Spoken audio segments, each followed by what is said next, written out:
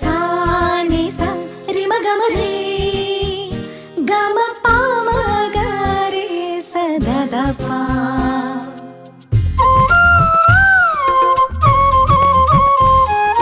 புல்வெளி பெய்யும் சாரலை போல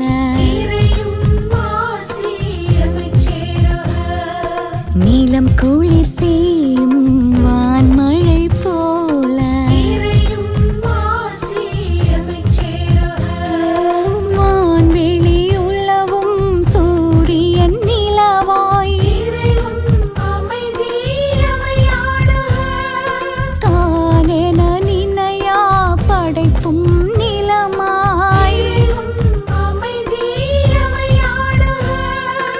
ஆசியும் அமைதியும் அகம் சேரவே இயேசு கிறிஸ்துவின் மனநிலை வேண்டும். ஆசியும் அமைதியும் அகம் சேரவே இயேசு கிறிஸ்துவின் மனநிலை வேண்டும்.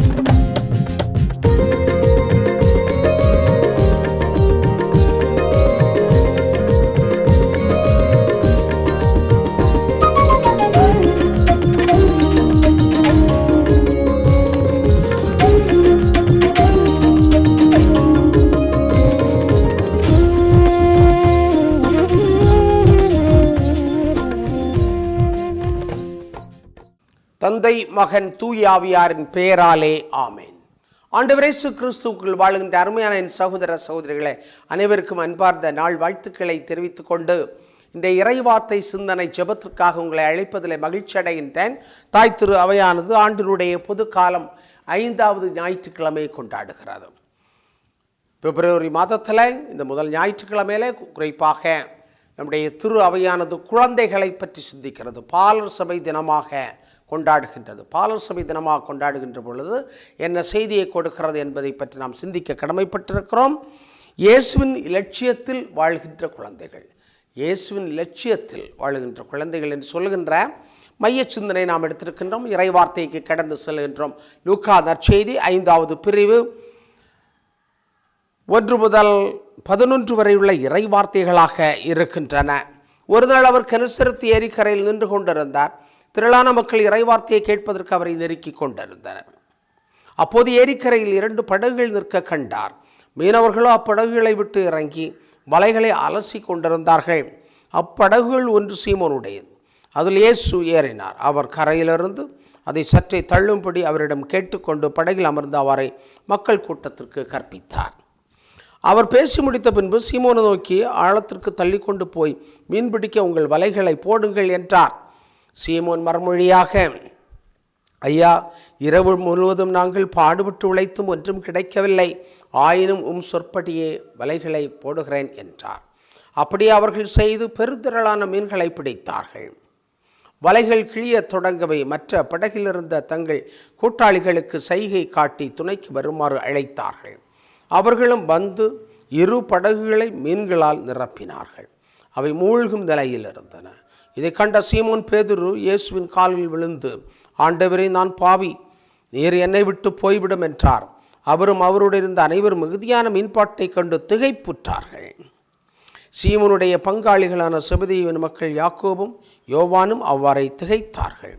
இயேசு சீமோனை நோக்கி, அஞ்சாதே, இது முதல் நீ மனிதர்களை பிடிப்பவன் ஆவாய் என்று சொன்னார். அவர்கள் தங்கள் படகுகளை கரையில் கொண்டு போய் சேர்த்தபின் அனைத்தையும் விட்டுவிட்டு அவரை பின்பற்றினார்கள். கிறிஸ்து வழங்கும் நற்செய்தியை. கிறிஸ்துவை உமக்கு புகழ். இறையேசுவில் அன்புக்குரியவர்களை, பாலர் சபை தினம் என்று சொல்லுகின்ற பொழுது வெறும் குழந்தைகளை பற்றி சிந்திக்க வேண்டும் என்பது அல்ல. பாலர்கள் மிஷன் ஒர்க்கு செய்ய வேண்டும், மறைபரப்பு பணியை செய்யக்கூடியவர்களாக இருக்க வேண்டும். அதுதான் உயர்ந்த லட்சியமாக இருக்கிறது. எனவே பாலர் சபை என்பது ஒரு பக்த சபையாக மட்டும் வைத்துக்கொண்டு நடத்த வேண்டும், கூட்ட வேண்டும் என்பது அல்ல. அவர்கள் விளையாட்டுக்களெல்லாம் சொல்லிக் கொடுக்க வேண்டும், விடுகதைகளெல்லாம் சொல்லிக் கொடுக்க வேண்டும், அவர்களை சிரிக்க வைக்க வேண்டும் மட்டுமல்ல, அவர்களை விளையாட்டு போட்டிகள் வைக்க வேண்டும், பல்வேறு போட்டிகளை வைத்து திறமையை வளர்க்க வேண்டும் மட்டுமல்ல. அவர்கள் மிஷினரிகளாக, போதகர்களாக, சமயத்தை எடுத்து சொல்லுகின்ற இறைவாக்கினர்களாக இருக்க வேண்டும். இதுதான் இன்றைய நாளினுடைய மிக முக்கியமான ஒரு லட்சியமாகிறது. இயேசுவின் லட்சியத்தில் வளர்கின்ற குழந்தைகள், இயேசுவின் லட்சியத்தில். எனவே பாலசபை என்று சொல்லக்கூடியது ஒரு மிஷன் ஞாயிறு என்று சொல்லப்படுகிறது. மிக முக்கியமான மிஷன் ஞாயிறு. அதுதான் ஆழமான அழுத்தமான ஒரு மிஷனாக இருக்கிறது. இயேசு சீடர்களுக்கு சொல்கிற ஆழமான இடத்தில் தள்ளி கொண்டு போங்கள் என்று. எனவே மிஷன் ஒர்க்குகள், சமய பணிகளை செய்வது பெரியவர்கள் மட்டுமல்ல, பெரிய ஆண்கள், பெண்கள், அருள்பணியாளர்கள், அருட்சௌதரிகள் மட்டுமல்ல, நம்முடைய ஊரில் இருக்கின்ற குழந்தைகள் என்பதை திருத்தந்தை அருமையாக எடுத்துரைத்து அந்த குழந்தைகளை பாலசபை தன்னுடைய நேரடி கண்காணிப்பிலே வைத்திருக்கிறார். என்னுடைய பங்கில் சிறுவர்கள் இருக்கிறார்கள், பீடச் சிறுவர்கள் இருக்கிறார்கள், சிறிய பொடி பிள்ளைகள், சின்ன பிள்ளைகள். அவர்கள் எனக்கு ஒரு பயங்கரமான எடுத்துக்காட்டான இறைவாக்கினர்களாக செயல்படுகிறார்கள். எப்படி என்றால், நமது மறை மாவட்டத்தில் பெற்றோர்களை இழந்த குழந்தைகளுக்காக ஒரு திட்டம் இருக்கிறது. அவருடைய கல்விக்காக உதவுகின்ற ஒரு திட்டமாக இருக்கிறது. ஜேம்ஸ் தோம்போர் ஏழை குழந்தைகள் கல்வி உதவி திட்டம் என்று சொல்லக்கூடியது. ஜேம்ஸ் தோம்போரை பற்றி நாம் அடிக்கடி கேட்டிருக்கின்றோம். இந்த பகுதியிலே வந்து பல்வேறு விதமான அருள் பணிகளை செய்து, கல்வி பணிகளை செய்து, சமூக பணிகளை செய்து, வீடுகளெல்லாம் கட்டி கொடுத்து, பொது வசதிகளெல்லாம் செய்து கொடுத்து, சாலைகளெல்லாம் செய்து கொடுத்து, தொழிற்சாலைகளெல்லாம் தொடங்கி இந்த பகுதியை வளர்த்தெடுத்தவர். நான் என்னுடைய சபையிலே சொன்னேன், ஏழை குழந்தைகளுக்கு என்று ஒரு திட்டம் இருக்கிறது என்று. அதற்கு ஒரு குழந்தைக்கு படிப்பிற்கு 6000 ரூபாய் செலவாகும். ஒரு வருடத்திற்கு 500 ரூபாய் என்றாலும் கொடுக்கலாம், அல்லது 6000 ரூபாய் சேர்த்தும் கொடுக்கலாம். இதை கேட்டுக்கொண்டிருந்த என்னுடைய பீடச் சிறுவர்கள் திருப்பலிக்கு பிறகு வந்து சொன்னார்கள், நாங்கள் பீடச் சிறுவர்கள் ஒரு குழந்தைக்கு உதவி செய்வோம் என்று சொன்னார்கள். நான் காரணம் என்னவென்று சொன்னால், நான் அவர்களுக்கு உல்லாச பயணம் செல்வதற்காகவும் பல்வேறு காரியங்களுக்காக சிறிய தொகைகளை கொடுப்பது உண்டு. அதையெல்லாம் சேர்த்து வைத்து அவர்கள் சொன்னார்கள், ஒரு குழந்தைக்கு நாங்கள் கொடுப்போம், 6000 ரூபாய் கொடுப்போம் என்று சொல்லி அடுத்த நாளே 6000 ரூபாய் கொண்டு தந்து விட்டார்கள். மிக அருமையான, கண்களை விழித்து பார்க்க செய்யக்கூடிய ஒரு செயல்பாடாக இருந்தது. சிறு குழந்தைகள், சிறுவர்களை என்னிடம் வரவிடுங்கள் என்று ஆண்டவர் நற்செய்தியிலே சொல்கிறார். அவர்களை தடுக்காதீர்கள். இறையாட்சி அவர்களுக்குரியது, இறைவாக்கினர் பணியும் அவர்களுக்குரியது. இறைவாக்கினர் பணியும் அவர்களுக்குரியது என்று ஆண்டவர் சொல்லுகிறார். எனவே சிறுவர்களை அரவணைத்து, ஆசி கொடுத்து, அன்பு கொடுத்து, ஆதரவு கொடுத்து, உற்சாகம் கொடுத்து, நல்ல கதைகளையெல்லாம் சொல்லிக் கொடுத்து ஆண்டவர் இயேசு கிறிஸ்துவுடைய அந்த செயல்பாட்டை, போதனைகளை இந்த சிறுவர்களுடைய மனதிலே பார்க்கின்றேன். மிகச்சிறந்த ஒரு செயல்பாடு. எனவே பாலசபை தினத்தை கொண்டாடுகின்ற பொழுது சிறு குழந்தைகள், சிறுவர்கள் இந்த அமைப்பில் இருந்து சிந்திக்க வேண்டும், செயல்பட வேண்டும் என்று திருத்தந்தை விரும்புகின்றார். என்ன செயல்பட வேண்டும் என்றால், அவர்கள் உலகத்தினுடைய பல பகுதிகளில் இருக்கின்ற குழந்தைகளை பற்றி அறிய வேண்டும்.